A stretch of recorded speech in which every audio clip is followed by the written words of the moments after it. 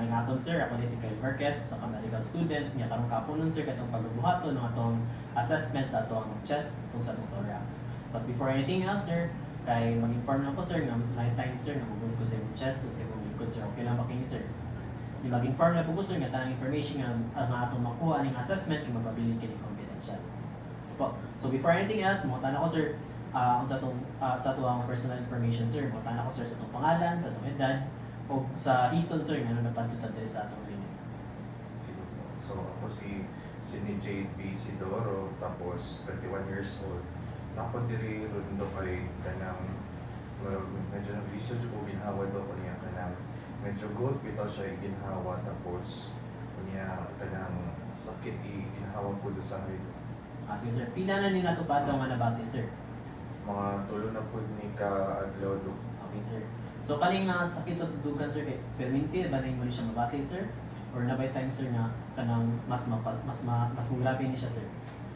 Murag pero hindi po siya nakumabati dok, pero kanang sa gabi bitaw mas mulala siya pag gabi dok. Yes sir, basta na by time sir na mas magalak din sir if nakay ginabuhat sir sa if nag-exert kag effort sir.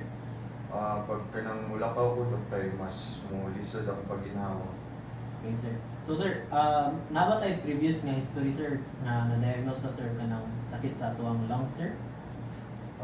Siguro dok kay katong bata pa ko 10 years old pa ko kay kanang na diagnose ko ato na ay asthma. Okay sir. Tapos ang tambal ato dok kay inhaler niya. Nagagamit ka po kog inhaler dok labi na karon. Pero ako napansin kay murag dili na siya ka-effective. Okay sir. So sir, aside sa sakit sa paginawa sir, na ba kay lain nga nabati sir? Na ba kay kalentura, ubo, sa ba sir?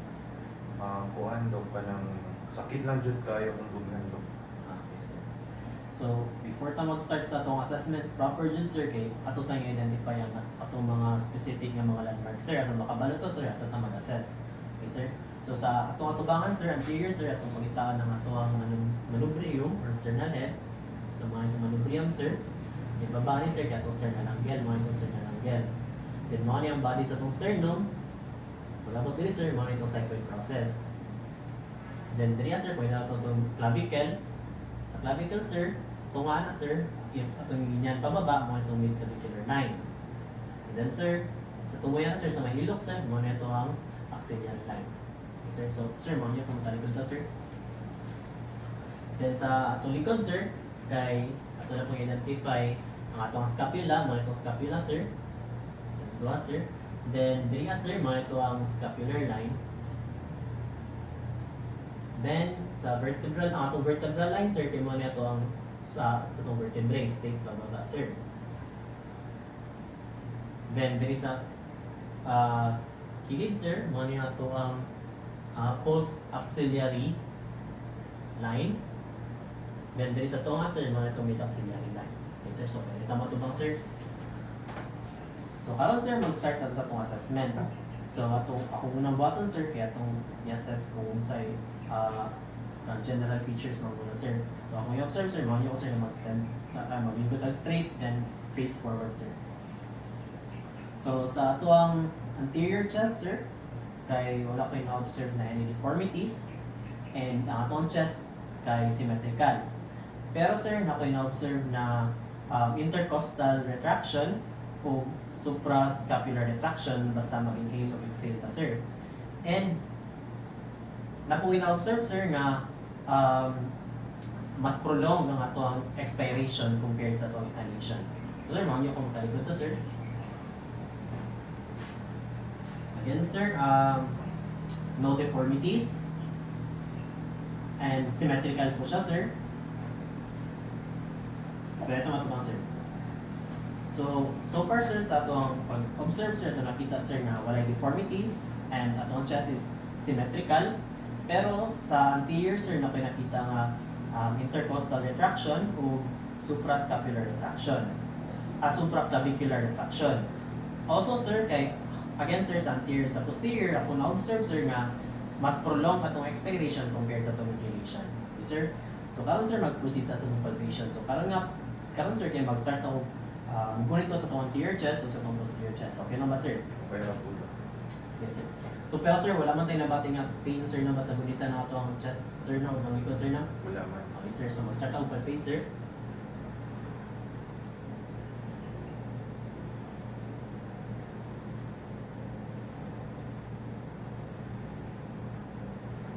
Mangya po, sir. Magtalikod na, sir.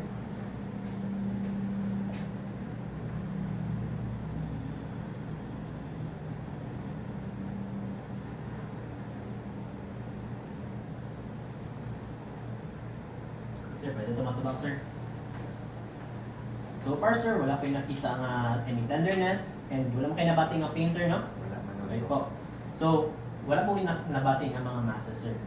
So, karon sir, ato i-check ato ang chest expansion, sir. So, bubunin ko sa imong dughan, sir, sa imong likod, and gusto ko, sir, nga binhawa tawag lalo. Okay lang ba, sir? Okay po. Okay, sir, ginhawa, sir. Exhale, sir. Okay, mga yung likod na, sir. Okay. Ginawa, sir. Exhale, sir. Okay. Tama bang, sir? So, sa atong pag-check sa chest expansion, sir, atong chest expansion is normal and symmetrical in, sir. So, karon sir, mag-check ta sa atong tactile firmity, sir. So, mag-palpate ka sa imong dugan, sir, kung sa imong likod, and basta mo palpate ko, sir, muingon ka, sir, o stress. Okay, sir? Start na ako, sir, ha? Stress. Okay po? Stress. Okay po? Stress. Okay, sir. Sir, talikod na, sir.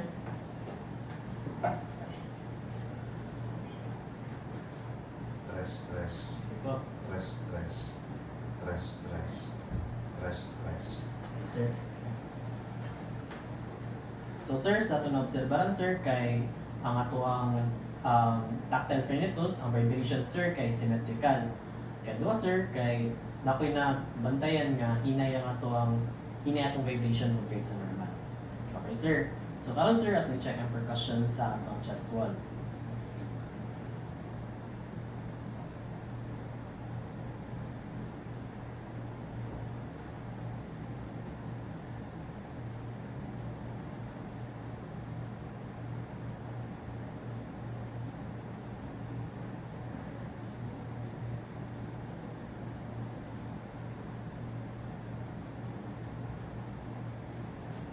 Good na, sir.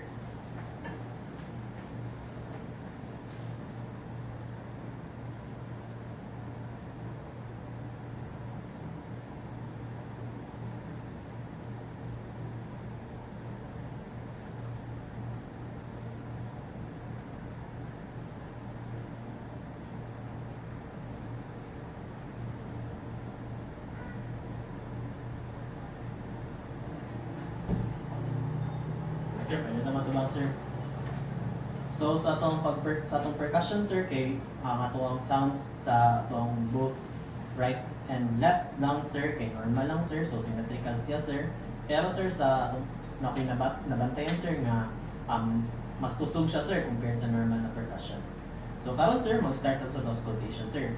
So, basta akong ibutang ning step sa imong kuan, sir, sa tundugan, sir, wing request na ko, sir, nga mo ginhawa tag lalom gamit sa tong baba, sir.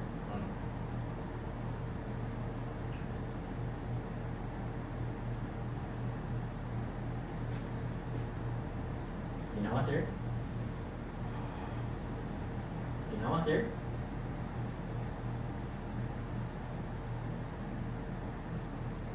Ginawa, sir. Ginawa, sir.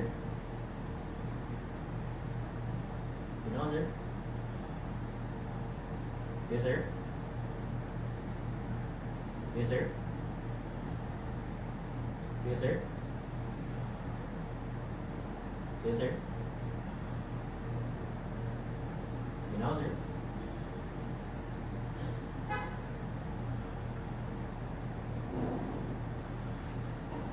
Okay, sir. So, pwede tamo talikod, sir?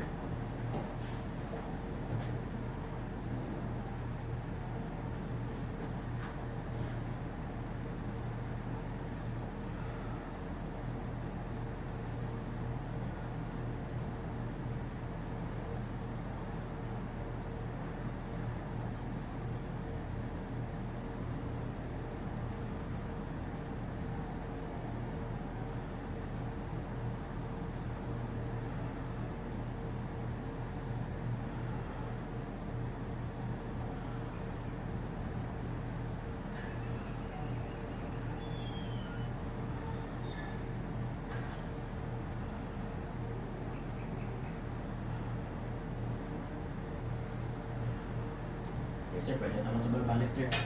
Okay, sir. Sa atong auscultation, sir, akong impression, sir, kay natin generalized bilateral expiratory wheezing, sir. So, pasabot ani, sir, samtang nag-auscultate ko, sir, na ako'y nadungog na wheezing, sir, sa atong breath sounds.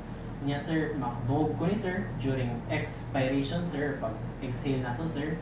Pagkaman, sir, kay madungog na ko ni siya, sir, on both sides, sir, left and right, sir, sa atong lung. And madungog na ko ni siya, sir, sa tibok lung dyan, sir. So, maong generalize siya, sir. At the same time, sir, ang atuang characteristic breath sound, sir, kaya ang atuang vesicular, sir, madungog na ko siya, sir, pero medyo hinay siya, sir, and na siya sa correct na mga position, sir. Ang atong bronchial vesicular, sir, atong bronchial na mga heart sound, breath sound, sir, kay prolonged siya, sir, during expiration, and obscured siya, sir, due to wheezing. So, faint lang na sila madungog, sir. Atong tracheal, sir, kay harsher siya, sir, and na siya strider-like sound, sir. So, sir, sa atong assessment, sir, akong impression is nata hyperresonance during percussion, na-decrease stapel fremitus, and na-bilateral expiratory wheezes, sir, during auscultation. So, kaninga mga findings, sir, kay it is probably related sa atong history, sir, sa atong asthma, sir. And it may be bronchial asthma, sir, but still, it needs further testing po para ma-clarify ang ating diagnosis. So, during our assessment, sir, nabatay other questions, sir, na gusto natin pangutanan, sir. Okay, sir, so this ends our assessment, sir. Mayong hapon, sir. Salamat po, Dok.